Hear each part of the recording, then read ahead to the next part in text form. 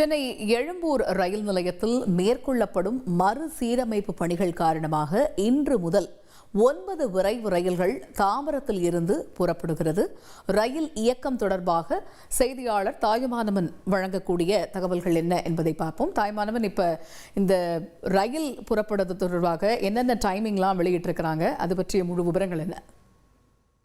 சென்னை எழும்பூர் ரயில் நிலையத்தில் மறுசீரமைப்பு பணிகள் காரணமாக 9 விரைவு ரயில்கள் தாம்பரத்திலிருந்து புறப்பட இருப்பதாக ரயில்வே சார்பில் அறிவிப்பு வெளியிடப்பட்டிருக்கிறது.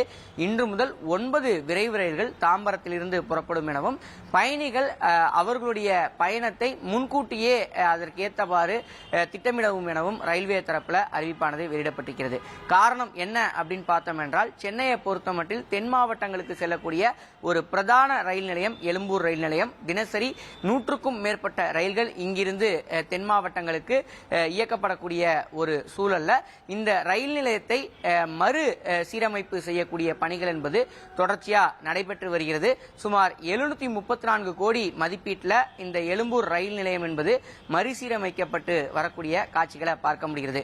உலக தரத்துக்கு இணையாக இந்த எழும்பூர் ரயில் நிலையத்தை மறுசீரமைக்கக்கூடிய நிலையில எழும்பூர் ரயில் நிலையத்தை பொறுத்தமட்டில் தற்போது இந்த காந்தி இர்வின் சாலையை ஒட்டி இருக்கக்கூடிய பகுதியில் ஒரு உலக தரத்திற்கு இணையான மல்டி லெவல் கார் பார்க்கிங் மற்றும் பயணியர் தங்குமிடங்கள் என்பது கட்டப்பட்டு வருகிறது.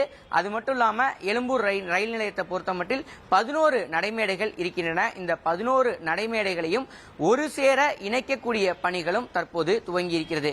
இதன் காரணமாக ஒரு சில ரயில்களை எழும்பூரில் இருந்து இயக்க முடியாத ஒரு சூழல் இருக்கிறது. இதன் காரணமாக 9 ரயில்களை எழும்பூருக்கு மாற்றாக தாம்பரத்தில் இருந்து வருகின்ற ஆகஸ்ட் 18ஆம் தேதி வரைக்கும் இயக்குவதற்கு ரயில்வே நிர்வாகம் முடிவு செய்து அதற்கான அறிவிப்பை தான் தற்போது வெளியிட்டிருக்கிறது. விரிவான விவரங்களை வழங்கியமைக்கு நன்றி தாயுமானவன்.